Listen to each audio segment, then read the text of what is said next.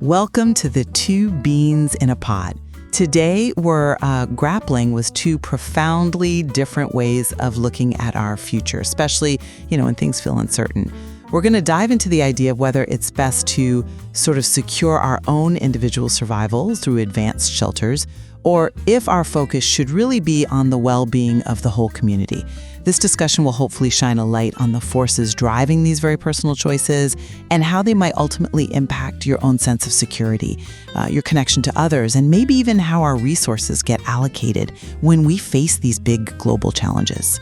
So the core question before us is this: are these highly individualized, technologically advanced preparations, are they a pragmatic, rational response to global instability, or are they maybe a symptom of a wealthy elite kind of detaching themselves from shared societal responsibilities? I'll be arguing for the practicality, and I think the essential, right, to individual and family-focused solutions. And I'm coming at it from, a very different angle. While, look, the desire for personal security is certainly understandable, I'm going to argue that this pursuit of individual escape often embodies what some call the mindset, a mindset of detachment. And this approach, I believe, risks actually worsening the very collective challenges it seeks to avoid, ultimately proving pretty futile when you're up against truly systemic issues.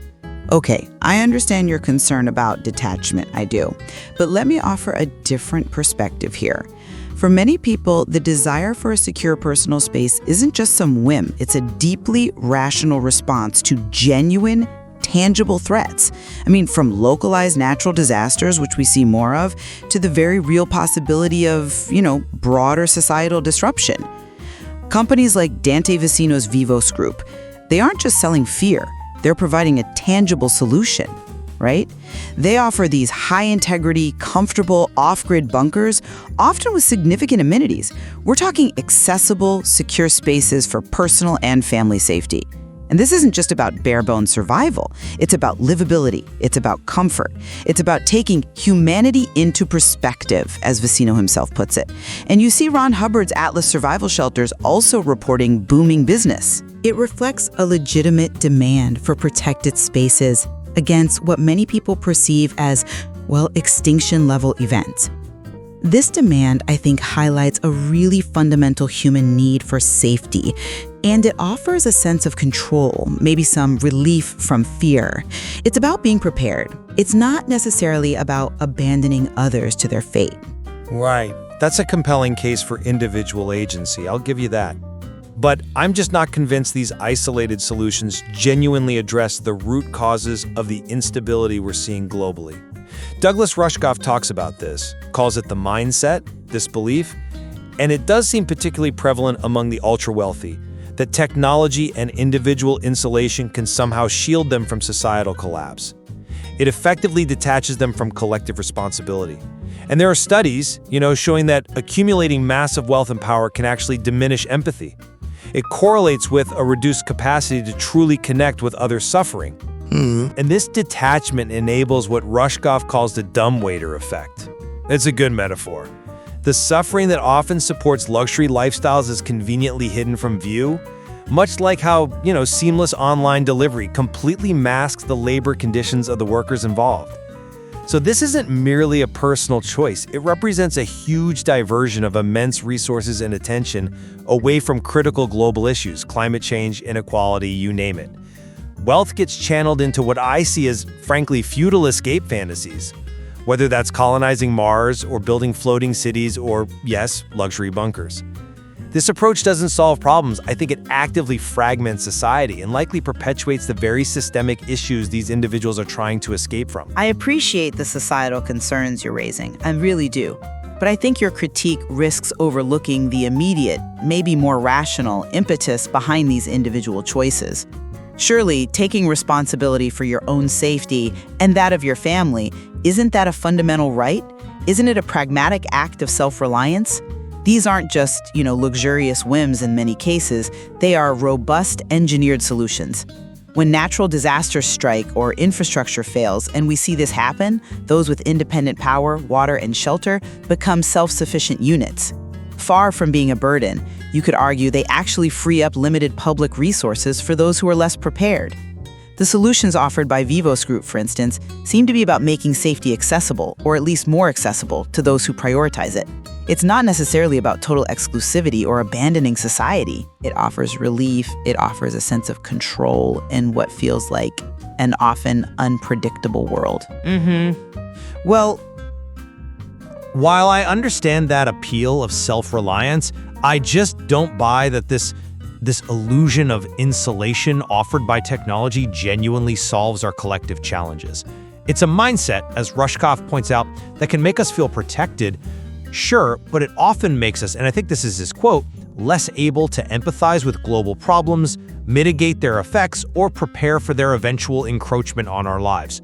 These high-tech bunkers, these escape fantasies, whether it's a compound in New Zealand or a theoretical Mars colony, they frequently depend on exploiting resources and labor somewhere else, right?